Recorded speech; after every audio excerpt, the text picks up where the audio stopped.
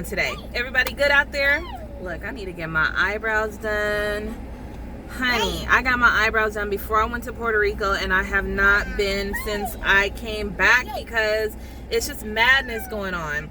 Anyway, today I decided to do a story time because I am stuck in traffic trying to get home, and so it's like, what can I talk to you guys about? What story can I tell you guys about? And so I did think of a story, and it popped into my head because do y'all hear my kids?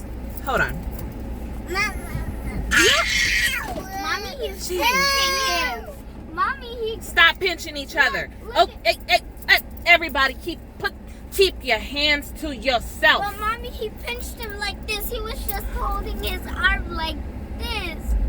Jeez. Anyway, okay. Back to my story. I thought, leave him alone.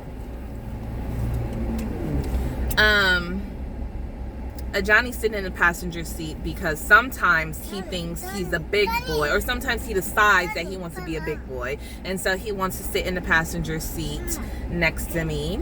Don't nobody go out there talking about, oh my God, you're a horrible mom because he shouldn't be sitting in the passenger seat, blah, blah, blah. I'm taller He now. is 9 years old, and California state law specifically says that a child under the age of 12 is allowed to sit in the passenger seat if there is no sufficient space in the back. And we just gonna pretend like there's no space in the back. So he's right here in the passenger Mommy, seat. there is no space in the back. You put stuff in the back seat. Okay, but you do have room to sit back there. Okay, so back to my story time though.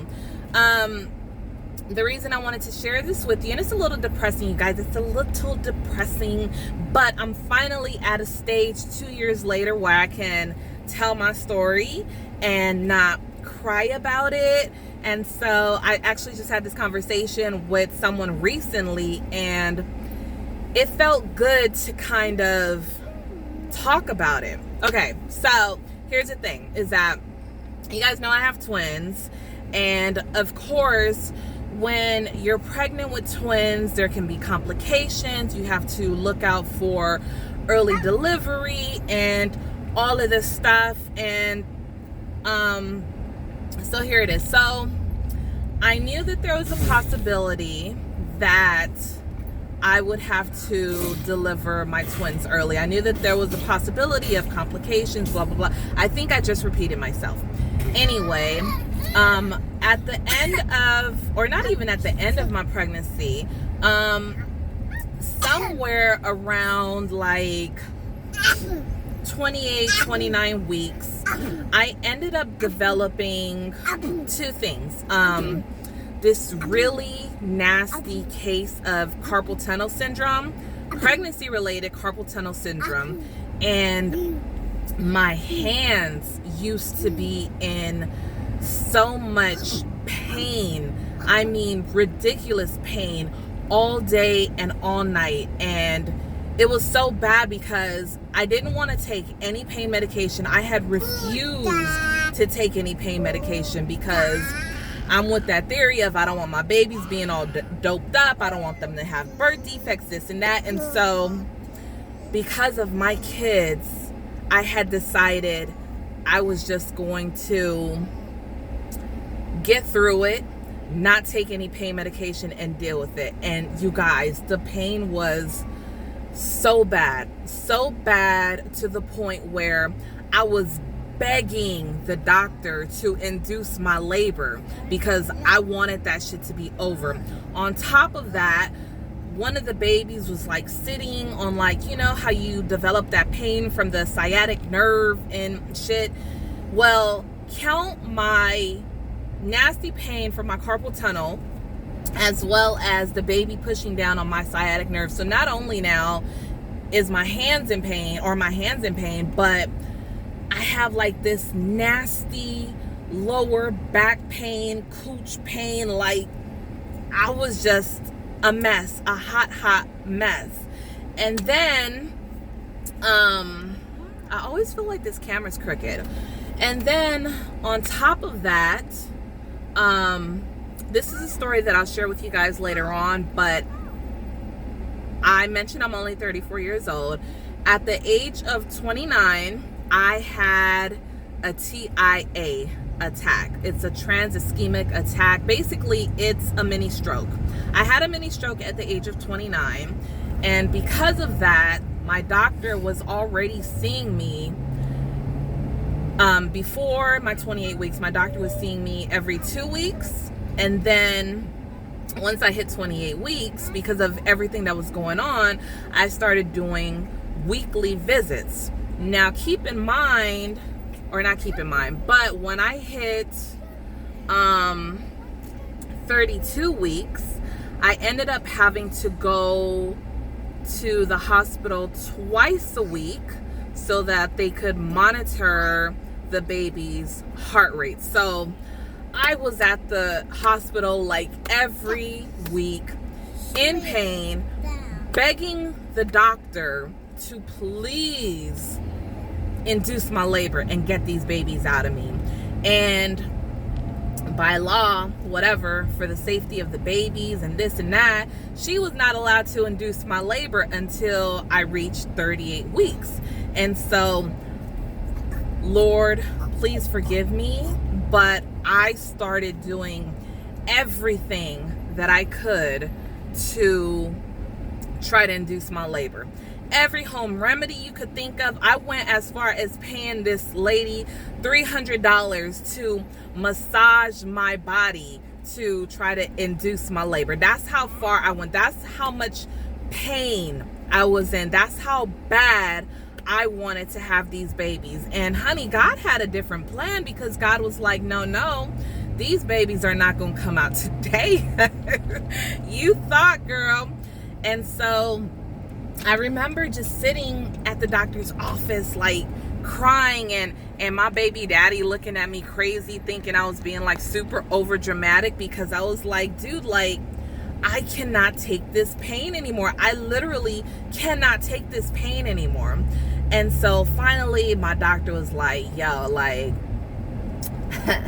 I know you're 37 weeks pregnant, and I know you're ready for these babies to be over, but look, like, I'm on call on Monday, and so I'm gonna do you a favor, because she was gonna be the one to deliver the baby. So the hospital that I went to, even though I had chose to only see her and her only, and I knew that whoever delivered the babies was going to be whatever doctor was on call that day, and I was completely okay with that. But she was like, look, like, I'm on call on Monday, and so what I need you to do is you're gonna come into labor and delivery, and you're gonna tell them that you can't feel the baby moving, like, just make up some shit, and I'm gonna know it's you, and I'm gonna automatically admit you, and then we're gonna induce your labor. And I was like, hallelujah, praise the Lord,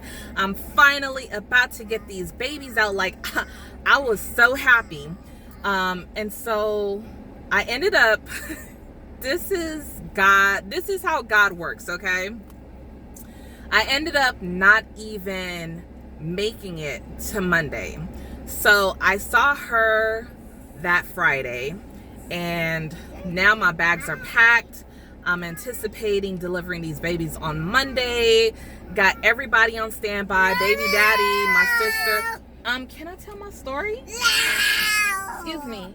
Mommy, he just They don't want me to tell my story. No. Do you see him covering his ears? He said, I do not want He to is know back. how I Can was you guys born. see him covering his ears? He said, I do not want to know. I got some rude kids. Okay, so let me see if I can tell my story with the... Hey, hold on. He's still back there covering his ears. Okay, so everybody's on standby. Baby daddy, my sister. Stop. I think I'm gonna have to come back to the story, but I'm already in the groove. Like, hold on, let me settle them down. Okay, this is bad parenting. I think I've told you guys before that my Amari, my son, one of the twins, keeps eating like paper, cardboard, and everything. And so I just gave him a piece of paper, you see, so that he can just like quiet down so I can tell my story. So back to what I'm saying. Everybody's on standby. That Friday, I'm like having contractions, like painful contractions. And so by this time I'm like feeling like, oh my God, like I feel like these babies are about to come. And I was up like all night long because I'm just like, dude, like I feel like I'm about to go into labor. Like literally I felt like I was about to go into labor. And my baby daddy ended up working that night. And I don't even remember. But anyway, I woke up at 3 o'clock in the morning, and usually that was about the time that he like gets off work and stuff. And so I remember texting him. No, I called him and I'm like, babe, get ready. Like, I think I need to go to the doctor. And he's like, okay, no problem. I'm like, I need to leave by 4, because in my head, I'm like, that's how long it's going to take me to like get up, get ready, blah, blah, blah, you know, do everything I got to do. I stood up after that phone call, and when I stood up, my damn water broke. I mean, all I felt was a pop, and all this water came running down, and I was like, oh my God, oh my God, oh no. So I called him back and I'm like, babe, we gotta go now. And he's like, you just told me an hour. And I'm like, babe, my water just broke, we gotta go now. And so he's on his way to come get me, and here I am like, okay, let me go sit on the toilet really quick. I'm gonna go sit on the toilet. I gotta take a shower. I gotta shave my cha-cha because I don't want to walk in there with a hairy ass coach. Like, I'm over there trying to wash my hair and like take a full-fledged shower and do all of this shit. And by this time it's like 3:30 in the morning, and I'm thinking to myself like, I'm fucking crazy. Like, my water just broke. I'm already high risk. And on top of that, I'm having twins. Like, what the hell? So anyway, we get in the car and I put a towel down because I'm like, okay, like it's, by this time it's just pouring nonstop. Anytime I move, walk, whatever it is pouring out. Okay, I cannot stop this flow. And so we went and dropped my son off with my sister. We head to the hospital, and I remember getting to labor and delivery, and the stupid ass nurse is like, how do you know your water broke? And I'm looking at her like, bitch, do you not see this huge puddle on my damn pants? So I get super quiet. I look down, and she looks down, and she's like, oh, we'll get you admitted right now. So, you know, you got to like wait in a little area, have them check you, do all these tests and everything before they even admit you, this and that, blah, blah, blah. You know, for you guys out there who have kids, you guys know the whole rundown. And so, okay, here's the part where it gets ugly. I knew that I was going to have to go into the surgery room in order to deliver the kids. Here, we're gonna tear this in half for both of you guys. You get a piece and you get a piece. Okay, so I knew that I was going to have to deliver the kids, the twins, in the surgery room, or what do they call it, the operation room. There we go, the operation room. And I was totally okay with that, you know, but the only thing I kept saying to myself was, I do not want a C-section. And if I have to get a C-section, I don't want to get put to sleep. I don't want to get put to sleep. Lord Jesus, I don't want to get put to sleep. If you got to cut me open, okay, let it be. You know, I've accepted it, but don't put me to sleep. I don't want to go through that. And you have a piece here. And so we get into the operating room, and everything just went so fast. So boom, you know, I'm pushing. It's time for me to deliver the first baby. Baby A, Amari, comes out. Boom, no problem. I remember hearing like, oh my God, I'm waiting to hear his cry. I'm waiting to hold him. All of a sudden, and let me just tell you, it's already a lot of people when you have one baby. When there are two babies, there's like 50 people standing around. I'm not even over exaggerating. And especially since you're in the operating room, like there's a shit ton of people standing around just in case something goes wrong. And I might cry a little bit because I know I told you that I'm able to tell my story, but I still cry about it. And you guys already know I'm a big crybaby. Everything makes me cry. You guys, I will probably cry in every single video because I am a crybaby. I'm overly emotional, and that is just me, and that's what makes me who I am, okay? Okay. So I remember all of a sudden everybody starts moving around, like, and I'm laying there like, what the fuck is going on? And they're like, Dad, you need to get out the room. And I start panicking, and I'm like, oh my God, like I don't know what's going on, you know? And so later on, and then okay, so the nurse comes up to me, and she's like touching my arm. Do you feel this? Yes, I feel that. And she's like, so then they start doing to my leg, like, can you feel this? And I'm like, yes, I can feel that. Like, what's going on? I don't know what the hell is going on. They're not telling me nothing. I don't know what the hell is going on. And so long story short, I ended up waking up in a whole different room than the operating room.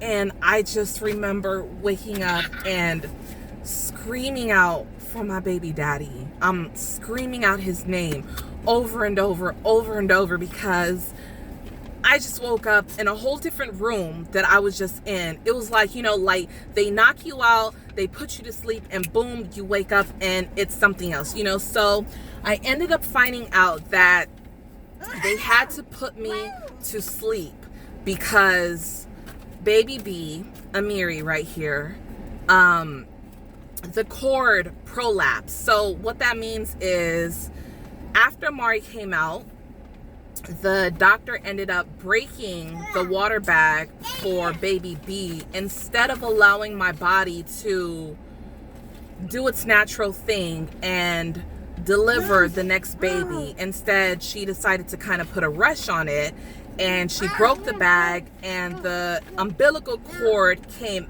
out before the baby came out. And so if you've had a baby, you know that the baby is supposed to come out first, and then in the process the umbilical cord comes out. Well, that ended up not happening. The umbilical cord came out first, and because of that they had to like move fast, like hurry up and get the baby out. And so I automatically had to have a C-section because of that. But because the epidural that they gave me, the medication was not going through, they ended up having to put me to sleep. So I woke up in a panic. Leave him alone, please. I'm almost finished with my story. I ended up waking up. I'm screaming out for my baby daddy. I don't know what the hell is going on. I'm screaming for my babies, and it's just a mess at this point. So the fucking, sorry for cursing, the damn alarm starts going off because my blood pressure is going up. I'm freaking out. They're trying to calm me down, so they're like yelling for my baby daddy, like, hurry up, you gotta go to her. And so here he comes holding both of the babies, and I see that I delivered I delivered both of my babies, okay? My babies are okay. They're okay. But now the medication is starting to wear off.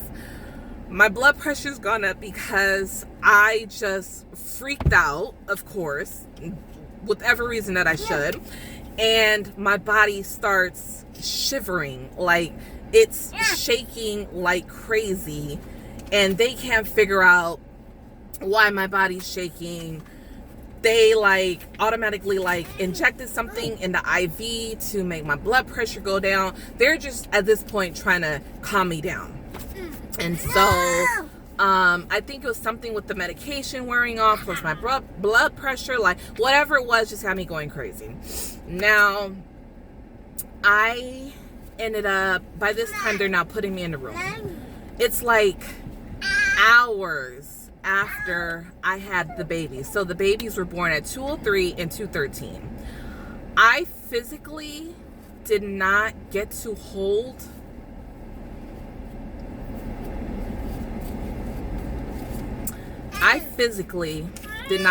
my babies until somewhere around 6 o'clock-ish, after 6. I was so hurt. This was nothing like the delivery that I experienced with my firstborn child. You know, the fairy tale, or I don't even want to say fairy tale. Reality is, you know, with you pushing out the baby being placed on your chest, the dad getting to cut the umbilical cord. This was nothing like what I experienced during my first labor and delivery. And by this time, I'm angry because I wanted to hold my babies.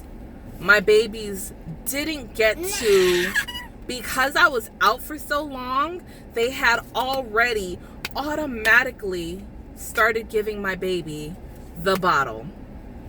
You know, the little infant bottle or whatever. And you guys, like, everything is just pissing me off. I had to deliver vaginally and have a C-section in the same day. I didn't get to hold my babies. Baby daddy didn't get to cut the umbilical cords. I got put to sleep. I didn't get to breastfeed their first meal. Just, do you guys see where I'm going with this? Everything has went wrong at this point.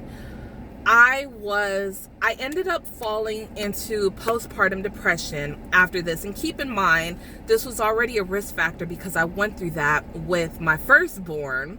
And so I was already on alert in my file, whatever. We are now upstairs because my camera ended up dying. So, I don't remember where I left off at. But, okay, so I was angry. By the time I finally got to like hold my babies and like try to get them to latch onto my breast, and you know, the doctor comes in, or the consultant, or the lactation nurse, whatever it is, comes in.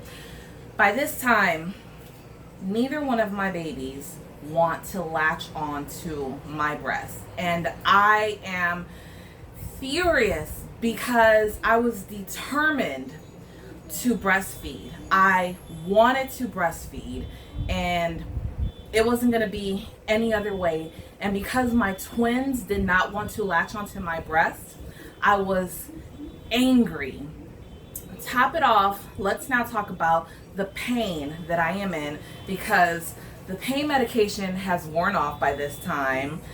The medicine that they were giving me was not strong enough.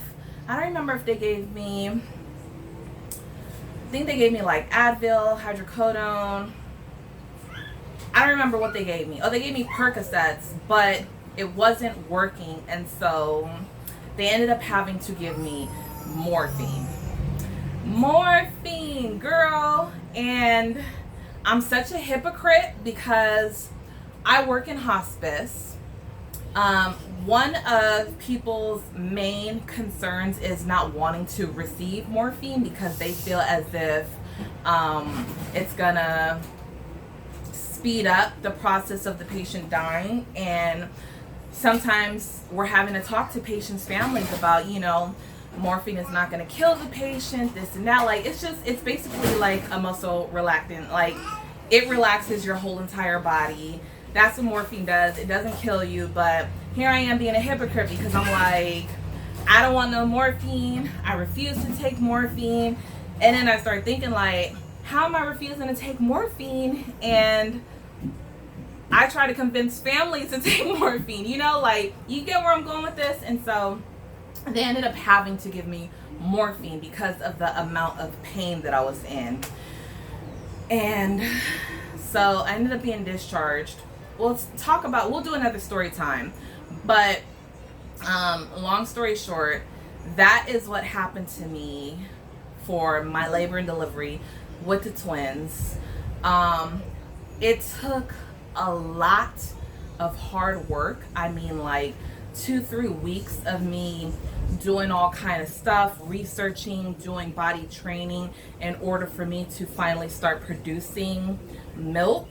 And so understand, my twins originally started off on formula because of what had happened. And they were, by this time, as I'm like training my body, doing all of that, they're getting like half breast milk, half formula. Like, it was a lot before I could fully give them only breast milk and breast milk only. It was a process. But that is my story time with my labor and delivery with twins. As you can hear, my twins are fighting, trying to kill each other. And so I'm going to cut this video off. And thank you guys for listening to my story. I look forward to having more story times with you guys. Don't forget to like, comment, and subscribe. Tell me your experience if you've ever had like a I gotta say shady. If you've ever had a shady labor and delivery, like, let me know about your stories, because I'm always interested to see what other women have gone through. That about wraps it up. I will see you guys in another video. Bye.